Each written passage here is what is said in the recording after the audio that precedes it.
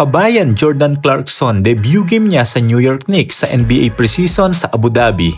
Nagtala siya ng 9 points and 1 rebound sa loob lamang ng 15 minutes off the bench. Ang laking impact niya sa kanyang koponan kaya nakuha nila ang first game win against 76ers sa score na 99-84. Ating pag-usapan ngayon, bakit nga ba siya perfect fit sa sistema ng New York Knicks at ano ang maitutulong niya sa kanyang team. Tapusin mo ang video na to and please don't forget to like and subscribe para lagi kang updated about basketball. Nagbalasa na nga ng players ang Knicks at medyo tumagilid lang sila last season sa East Finals against Pacers. Nalaglag nga sila ng Game 6. Ang ating kabayan naman na former 6th Man of the Year na si Clarkson na almost maging star ng Utah Jazz ay nasa Knicks na ngayon. Nakuha na nga nila ang unang panalo sa preseason game. Ano kaya ang maiaambag ni kabayan sa kanyang bagong team? Number 1, yung kanyang instant scoring of the bench. Kilala si Clarkson bilang isang microwave scorer, mabilis uminit at makapuntos. Kapag hirap ang Knicks sa half-court offense, siya ang pwedeng maging spark plug na gagawa ng sariling tira. At kilala naman natin to sa kanyang mga ISO plays. Di kay papahiya ni Clarkson sa puntos, kaya niyang punan ang kakulangan ng kanyang team.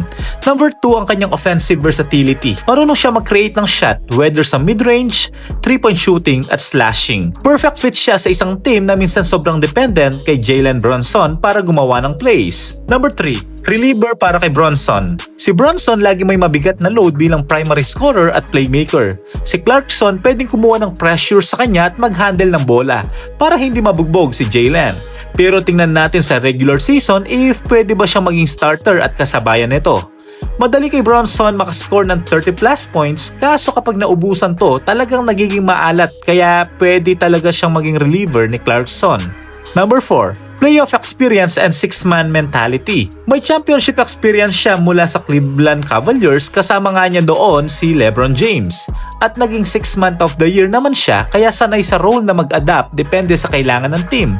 Sayang lang din talaga ang run niya sa Utah Jazz, nasira lang ang kanyang laro dahil sa kanyang mga natamong injury. Pero pwede pa dahil sa experience ni kabayan. Number 5, swag and confidence. Ang Knicks minsan kulang sa offensive swagger. Clarkson may dalang confidence at fearless mentality na pwedeng magtulak ng energy sa team.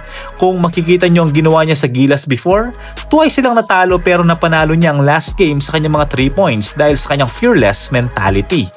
Kahit maganda ang pwedeng maitulong ni Clarkson o mayambag sa kanyang team, meron pa ring mga possible drawback. Defense niya minsan inconsistent, so kailangan ng Knicks na itago yon sa tamang rotations. Pero dahil may solid defender sila na si Josh Hart, si Robinson, pwedeng ibalanse ito. At isa pa ang kanyang prone niya sa injury. If mangyari ulit ito kay Clarkson, at wag naman sana baka wala nang kukuha ng team ulit sa kanya. Overall, good si Clarkson sa Knicks. Yung nabitin niyang championship run sa Cavaliers, siguradong dala-dala pa rin niya ito. At ang Knicks mismo na papunta na sa final appearance nalaglag pa. Kaya sweet revenge ito para kay kabayan at sa Knicks. Ikaw ka-ballers, palagay mo babagay ba si Clarkson sa sistema ng New York Knicks?